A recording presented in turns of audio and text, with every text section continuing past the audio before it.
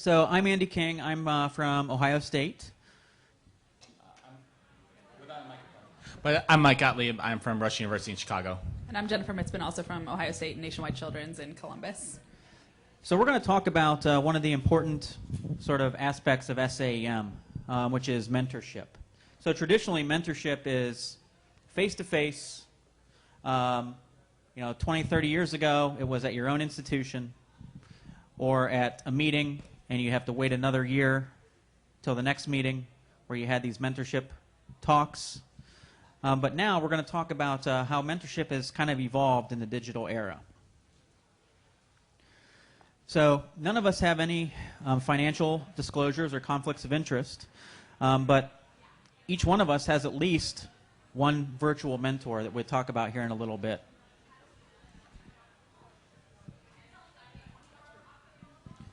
Let's talk about our objectives. So we're going to develop a definition of mentorship for the modern era. We're going to describe what it means to be a virtual mentor and list the specific characteristics of the virtual mentor-mentee relationship. We're going to explain why virtual mentorship is important to your career, and we're going to discuss several strategies for effective virtual mentorship. So let's start out with a little bit of a story, as you see the once upon a time slide there. So we're going to start with a story. So, I don't know, do we have any residents in here? Is it all faculty? So imagine a junior faculty member at your shop. And they've been pretty stagnant throughout their professional development. And this faculty member came in with all kinds of promise. They were a chief resident. They were great at their residency. They were well published, great educator. They were great at everything. But they get to your institution, and things just come to a screeching halt. They've had challenges in identifying a local mentor. Maybe it's because there was no one there that's had similar interests. Maybe there was no one there that they jived with personally. They had difficulty navigating the vast academic landscape. And ultimately, they had trouble obtaining fruitful academic opportunities. They didn't have anyone to introduce them to the many opportunities that are available. So now we want to know, what's your story? Does this story of our hypothetical faculty member, does that resonate with you? Perhaps it resonates with one of your colleagues. It happened to me. That's my story. So during this talk, I want you to take a moment, reflect. Is your professional development stagnant at your institution? Is this due to the local mentorship opportunities? And think of ways that you can use SAEM and the vast digital landscape in order to improve that, to improve those academic opportunities, to improve your networking. So we've got such a large audience here. We want to make sure that we engage all of you. So I want to discuss what are some of the challenges of local mentorship. Anyone? Megan, I'm going to call on you because I know you.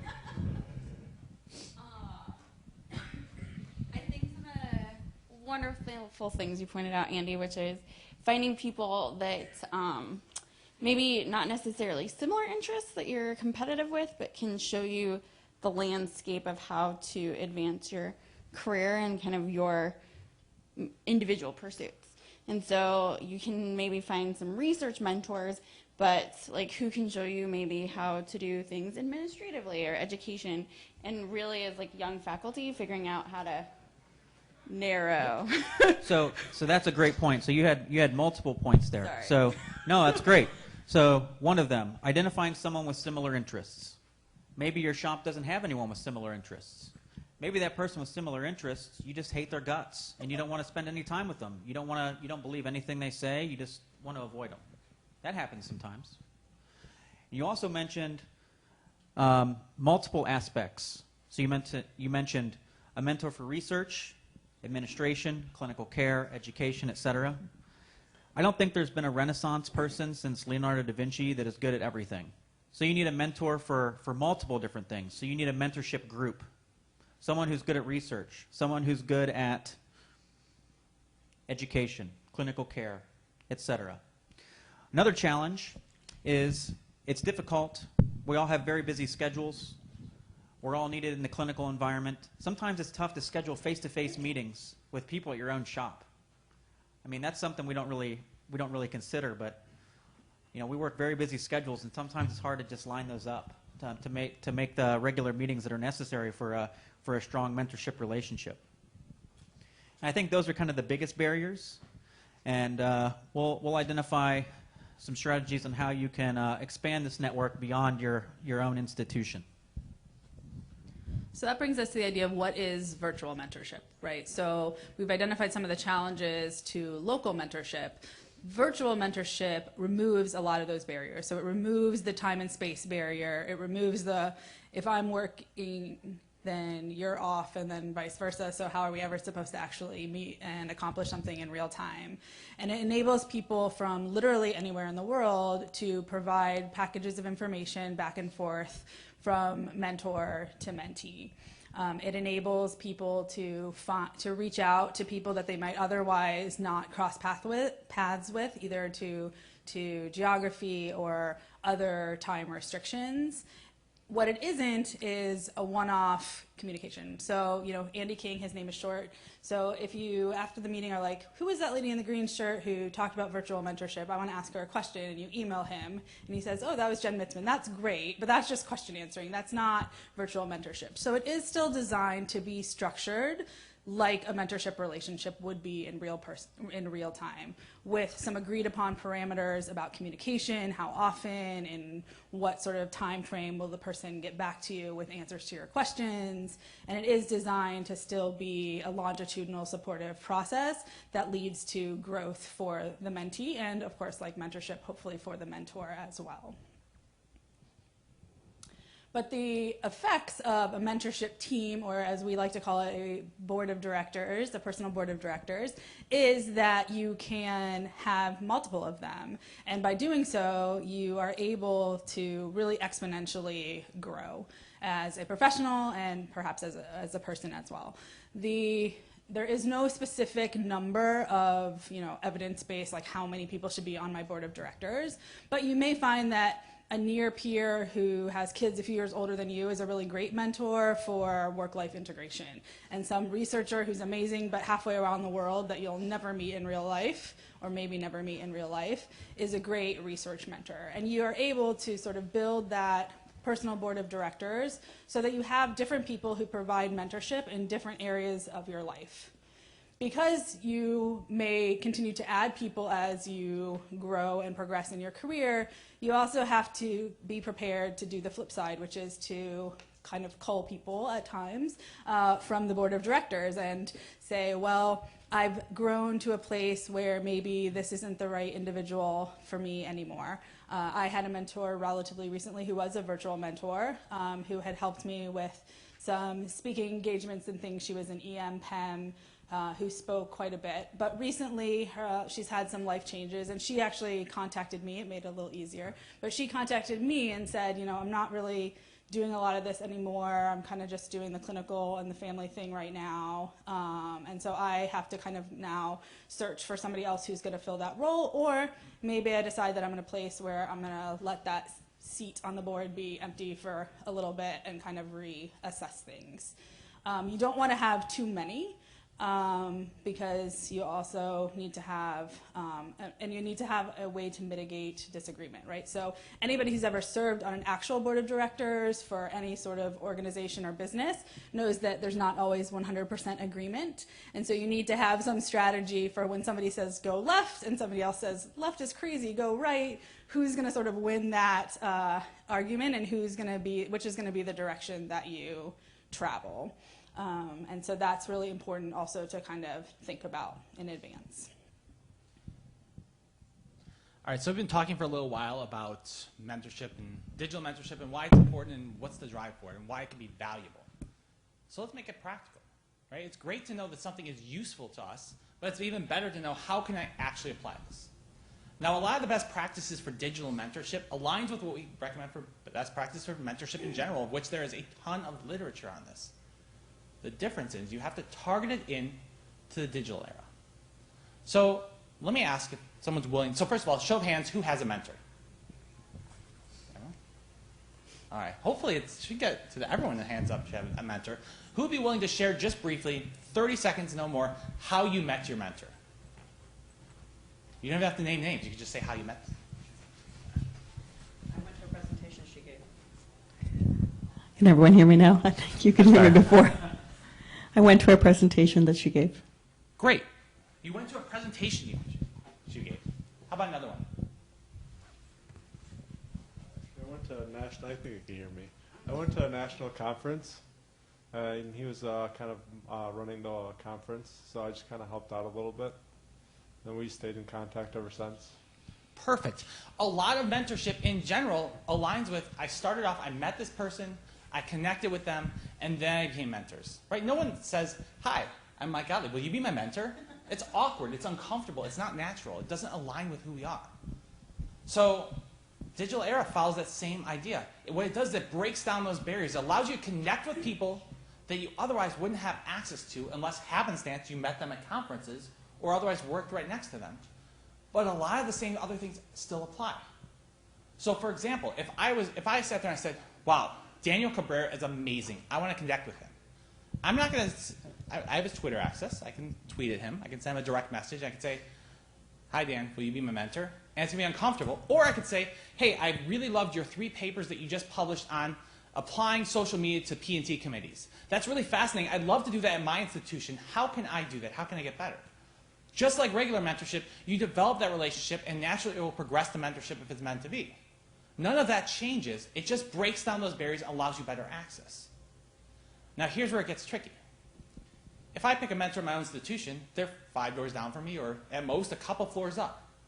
Right? They're still in the same vicinity, so it's very easy for me to schedule lunch or coffee. Easy-ish. Right? I can schedule something on the books. When they're a digital mentor, I have really easy access to email. I can email with them. But that's not the same as a face-to-face. You lose that contact. You lose that person part of you, which is so crucial to mentorship, which is a relationship. Mentorship is not a one-off, as Jen was saying. It is meant to be a long-term relationship, and you can't have one if it's nothing but pen pals. So you have to integrate this. Now, the beauty of technology is you can meet up with people around the world using Google Hangout, Skype, FaceTime on your phone, have that face-to-face interaction without ever leaving your house. I have a handful of collaborators in different countries, even different continents, who I meet with face-to-face every couple months. But I don't travel because we have easy access to that. But you have to build that in. Otherwise, it becomes very easy to dissociate yourself from just a person on the other end. To really develop the mentorship, the relationship, you actually have to connect with them eye to eye. Connect with them as a human being. Get that nonverbal part of the communication. And following along that, you also have to make sure you're maintaining that relationship. Just like real life mentorship, you need to have that on the books. Every 6 months, I'm going to check in with them, preferably face-to-face. A lot of times you're at the same conferences. That doesn't change. But now you have easier access to them between there. Now that being said, just because you have digital mentorship doesn't mean you don't need local, and vice versa. These are not mutually exclusive. Digital mentorship is not mutually exclusive of local and vice versa. You need local mentors so you can figure out your own institutional culture. So you can figure out how to navigate. Who's a good person to work with on projects? Who is not good to work with on projects? How do I sell this to my chair? How do I sell this to my program director? How am I going to be a good applicant from my school to residency? No matter where your stage is, there's a value of local and of digital. But by that same token, if all you have is local mentorship, you miss the vast array of different mindsets and opportunities. And again, a lot of times it's just one click away. So I'm going to pass along to Andy to kind of sum it up. So we'll finish with a quick summary. I want to give you guys some time to ask questions. I know there's probably going to be so many, considering there's so many chairs filled. But we'll sum it up here with some key points. So it's important. You need to actively seek mentorship. Mentorship doesn't just happen. Like Mike said, it's awkward if you just say, will you be my mentor? Check yes or no like you did in elementary school. You have to actively seek it. You have to want that relationship. You have to show interest. Ask a question. I really like the papers you published, Dr. Cabrera. Can you tell me how I can implement that at my institution? Ask a question. Show interest. Show that you really want this relationship and that you want to grow. Engage multiple mentors. As we said, there is not one person who is good at everything. If there is, I want to meet them. That would be incredible. They're going to be my mentor. They would be I'll my fight you hero, for it. and I would ask them to be my mentor. Check yes or no. But you need to engage multiple mentors. Not everyone's good at everything. You need a research mentor, someone that you admire their research practices, someone who you admire their clinical efficiency, their clinical care, someone that you admire their educational strategies, someone that you admire their wellness. That's an important aspect of a career as well. And then ultimately, the purpose of this discussion, you want to utilize virtual networks. In the digital era, we have access to everyone around the world. We're no longer just meant to have mentors within our own institution or yearly at a conference. We have the access to engage people from around the country, even around the world. As Mike said, he has collaborators in different continents. We have the opportunities to do that. So our final charge.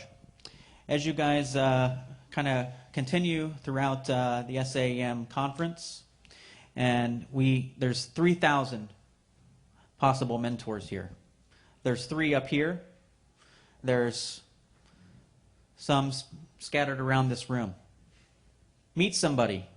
Our charge is that you go around, meet new people, show interest, keep in contact, establish a relationship while you're at this conference. That's how you grow. That's how you develop professionally. And this is the opportunity to meet face-to-face that first time and carry that on digitally.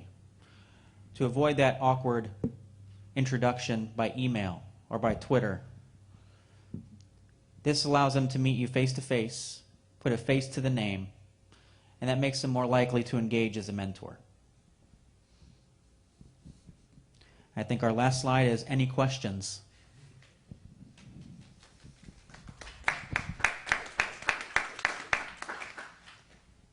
No? Yeah. So I found whether it's virtual mentoring or regular mentoring, that one of the pitfalls often is expectations. So I was kind of curious what people's opinions were, because I almost feel like, particularly with differences in generations, differences in communication styles, differences in work styles, just the regular emergency piece where I'm off for this day, so I'm going to get every possible thing I need to get done, and why hasn't somebody answered my email 5 minutes from when I sent it? And when they're doing the same thing just on another day. So I found that the expectation piece often can be the success or failure of a connection. So what do you guys feel about that? I think you hit on a lot of really excellent points, and I do think that just like the introduction can be sort of awkward if you don't do it right, the expectation setting can be awkward if you don't do it well as well. And having that first meeting be at least Google Hangout or Skype or FaceTime where you can actually see the person and not just the email that can be misinterpreted easily in tone and things like that is really important. And then to set expectations up and be open about what you are looking for and what you're able to offer. I encourage people to talk about preferred methods of communication, right? So it's sort of a well-known, reality of intergenerational communication, that there are people who are in practice now who prefer everything to be phone call. There are people who prefer everything to be email. There are people who prefer things to be text. And navigating that and kind of negotiating that, maybe someone's going to send you a text, but you're going to call and leave them a voicemail or what have you. And that's okay as long as it's okay with the 2 people in the relationship. And then the other thing is kind of expectations around communication. If you need an answer right away, I need you to tell the people I mentor, no, like if you need an answer in the next 5 minutes, you need to send me a text and you need to tell me that this is important. Like I need you to answer now. Because if you don't, then it's going to go into my office day, and I'm going to get back to you that week. Like that's kind of not at all negotiable. But if you need it sooner than that, you have to be upfront about it, and you have to contact me maybe a different way than our usual way. And so setting that up in advance is really necessary. I couldn't agree more. Expectations are such a crucial aspect of it. Sometimes at the first meeting, but oftentimes it's a couple times into it when you really develop that mentoring relationship, when you kind of progress to, all right, I want this person to be my mentor more versus just talking about a project. I think some expectations that are generally accepted is that it should be the mentee-driven. for a number of reasons, some of which is if you're not invested in it as the mentee, then maybe it's not the right relationship, or maybe you're not the right point for that specific spot. But it needs to be mentee driven to really have that connection, because the mentors are busy, and if you show interest, they will make time. But if you don't show interest, they're not going to connect with you, not going to put in as much time. And I think also just figuring out how you mesh. If you're someone that really needs to know right away every time, and your mentor is like a very thoughtful, I need like 2 weeks, 3 weeks to get back to you, and you're not okay with that, then you might just need a different mentor, because it's not going to align with you and it's going to get frustrating. And again, it goes back to you have to have a relationship. You have to connect with them beyond just having good advice. And to kind of close out for expectations, from the mentor perspective, I don't like to discuss expectations until I know that I have engagement. I know this isn't just, oh, we're going to talk back and forth and, you know, see how everyone's day is going or whatever, just a casual friendship or whatever. I want to make sure that there's engagement in this mentor-mentee relationship, and that's when I establish the expectations. I don't want to say, day one, will you be my mentor? Here's my expectations. That scares them away, and then I'm never going to have any mentees. So I give it a couple, you know, discussions, and then say, you know, it looks like we have a good relationship going on, mentor-mentee sort of relationship. Let's set some expectations. What expectations do you have of me as your mentor? And here's the expectations that I have for you as the mentee. Any other questions? All right. Thanks, everyone. Thanks.